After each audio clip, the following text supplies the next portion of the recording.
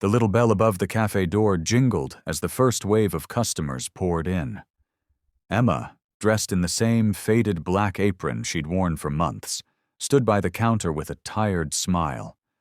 Her shoes were worn at the edges, her hair neatly tied back, and despite her quiet demeanor, there was always something different about her, something that people couldn't quite place. But no one cared to look deeper. To them, she was just the invisible waitress, the one who always cleaned up the mess, brought their coffee just right, and apologized when it wasn't fast enough. And because she never spoke back or bragged about anything, people treated her however they pleased.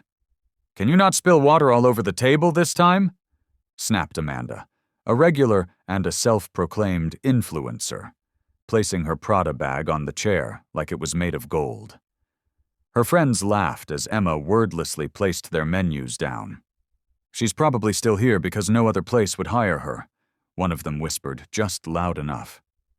Emma pretended not to hear. She was good at pretending. But what they didn't know, what none of them knew, was that Emma could buy the cafe 100 times over. She could fire everyone in that building, knock it down, and build a luxury boutique in its place. She could walk out, call her private driver, and never return to the sticky tables or the condescending laughs. Because Emma wasn't just a waitress, she was the sole heiress to the Arlington Empire, a family legacy stretching back 3 generations. Oil, tech, real estate.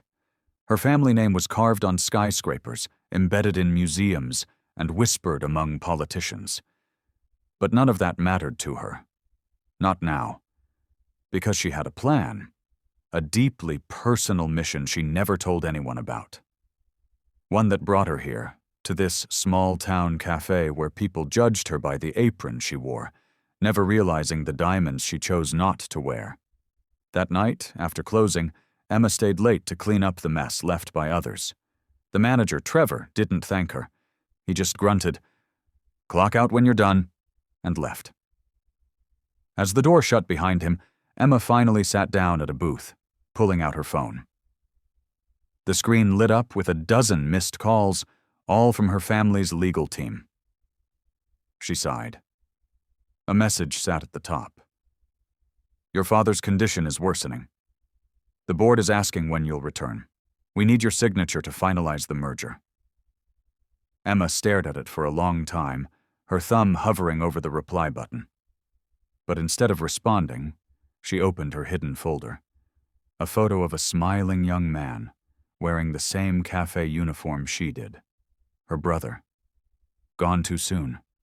This place wasn't just a random stop for her. It was the place he had worked at to feel normal. The place he felt most free before the accident. Emma had promised him she'd understand the world he loved. So here she was, hiding in plain sight.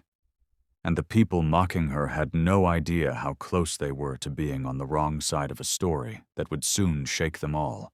The next morning, the air inside the cafe was buzzing with petty gossip and fake smiles. Emma clocked in quietly, as always, unnoticed by most, except for one person. Trevor, the manager, leaned against the counter, arms crossed, eyes narrowing as she walked past. "You're late," he snapped, even though she wasn't. Emma didn't bother correcting him. Trevor thrived on belittling her, in front of customers, staff, anyone. Especially when Amanda and her influencer crew came in, which they did again that morning, laughing loudly and pointing as Emma passed by with a tray. "Still wiping tables, Em?" Amanda sneered. "Bet your parents are real proud of you, wherever they are." Her friends howled with laughter. Emma froze for a second. Then she smiled softly and moved on, placing their orders gently, gracefully, as though their words were just passing winds. But the real storm was still ahead. That afternoon, the owner of the cafe, Mr. Daniels, was expected to visit. He hardly ever showed up. But this time he was checking in after a long absence, and the staff were all on edge, cleaning things they usually ignored, putting on fake politeness, Trevor, of course, suddenly acted like the best manager on earth. "Smile more," he barked at Emma. "And for God's sake, try not to embarrass us." Emma nodded silently, even though something in her eyes shifted. By 2 p.m., Mr. Daniels arrived. A calm, older man with silver hair and sharp observation skills. He didn't say much, just walked around, taking mental notes. When he reached the counter, he noticed Emma wiping down a table. "She's new?" he asked casually. Trevor scoffed. "She's been here a few months, but don't expect much. Quiet, slow, not really management material." Emma didn't flinch, but Mr. Daniels watched her. "I see," he said, with a voice that gave nothing away. Later that day, while Emma was in the back putting away supplies, she heard shouting from the kitchen. "You think just because you're quiet, you're better than everyone?" Trevor's voice rang out. She stepped into view to see him glaring down at her, fists clenched. "I saw you talking to Daniels. Don't get any ideas. You'll never move up. Girls like you are lucky to even have jobs like this." Emma didn't respond right away. She looked him in the eyes and calmly said, "Do you always speak this way to your staff?" Trevor sneered. "Staff? You think you're someone important? Get over yourself." That's when Amanda, who had snuck into the back to film some behind-the-scenes café content, caught the confrontation. She laughed loudly. "Maybe you should post a TikTok about being a broke waitress with dreams," she said mockingly. Emma blinked slowly. For the first time, she let her voice rise. "Maybe I should," she said. "Or maybe I'll wait until next week, when I become your new boss." Everyone froze. Amanda stared. Trevor turned pale. "What did you just say?" he asked, voice cracking. Emma stepped forward. "Next week, I'm buying this cafe. The papers are already being signed, so I'd start treating people better if I were you." They thought she was bluffing. They laughed, awkward, confused. But Mr. Daniels had already seen it coming. Because that morning, he'd received a private call from the Arlington Group, requesting to purchase the cafe chain he'd built. And they wanted this location as the first priority. The buyer? Emma Arlington. For the first time since she started working there, the room was completely silent. Trevor's smug expression melted into raw confusion, then panic. Amanda blinked rapidly, her mouth opening but no words forming. She turned to her phone camera, almost as if hoping this was some bizarre prank. Emma didn't flinch. She calmly set the tray down on the counter, untied her apron, and said, "I only came here for 2 reasons. 1, to learn how my father's company was being run behind the scenes. And 2, to see how people behave when they think someone is beneath them." Trevor stammered. Your father?" Emma nodded, then pulled out her phone and tapped a name in her contacts. On speaker, it rang once. Then a man answered. "Emma?" "Hi, Dad," she said gently. "It's time.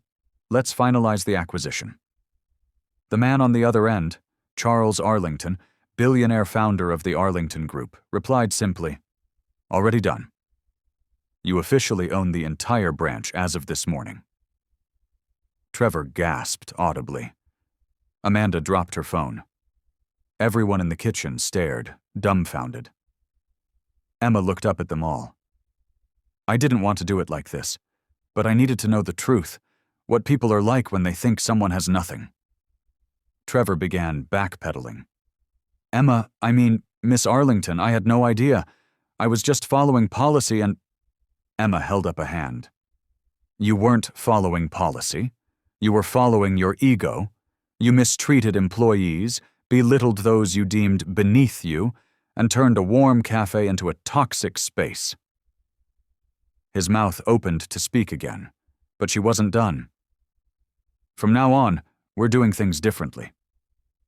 She turned to the staff, who had always ignored her, some who had even whispered behind her back.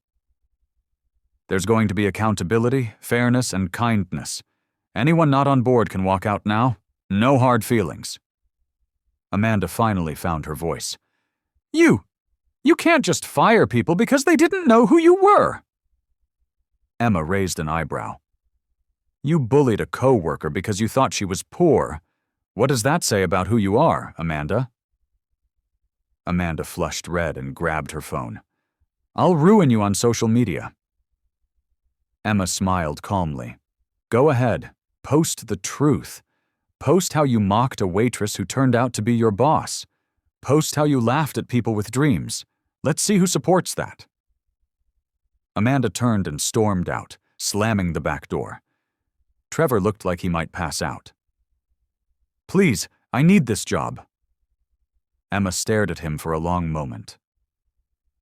"Then I hope you start treating people like humans. You'll stay on, but you're under probation. One mistake, and you're gone." He nodded rapidly, unable to speak. Emma walked out into the cafe's front lobby. The customers, some of whom had watched her clean tables for weeks, whispered to one another as she walked by. A few stood up, looking at her like they were seeing her for the first time. And then, from the corner table, the elderly woman who came in every Thursday gave her a soft, proud smile. Emma smiled back. She hadn't just revealed her truth. She had claimed her power. But what came next would shock them all even more. Because the cafe wasn't the only thing she now owned. 2 days after the truth came out, the cafe was buzzing. But this time, not with gossip or drama. The walls had been painted, the lighting was warmer, and fresh flowers adorned every table. Customers, both old and new, filled every seat. But what truly stunned everyone wasn't the decor or the surge in business. It was who walked through the door that morning. A sleek black Rolls-Royce pulled up outside the cafe, and a man stepped out. Tall, sharply dressed, and instantly recognizable. Charles Arlington, Emma's father. Whispers rippled through the cafe like wildfire. "The Charles Arlington? Why is he here?" He stepped inside, hugged Emma tightly, and turned to the stunned crowd. "I want to thank you all for supporting my daughter," he said, his voice calm and commanding. "This cafe is just the beginning. Emma has a vision to turn this place into a nationwide chain, one that values people over profit." Trevor, standing near the counter in a new, cleaner uniform, gulped. Amanda, who had tried to spread her version of the story online, had found herself on the receiving end of massive backlash. Screenshots, videos, even her own posts were now evidence of her behavior. No cafe or restaurant in town would touch her resume. Meanwhile, Emma's story had gone viral. Not because she was rich, but because of how she handled it all. She hadn't humiliated anyone back. She hadn't screamed or threatened. She had simply shown them who she really was. With grace. The next week, Emma held a staff meeting in the newly renovated lounge. "I want to give you all a chance," she said, "to grow with me. If you're willing to change, to show respect to everyone, not just those you think matter, then you're welcome to stay. But from now on, this isn't just a cafe, it's a community."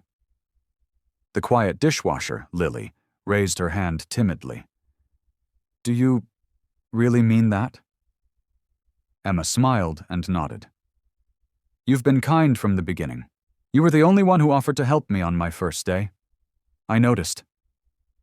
Lily's eyes welled with tears. For the first time, she felt seen. Over the next few months, the cafe exploded in popularity. Local news covered the story. Influencers and bloggers came in to meet the millionaire waitress.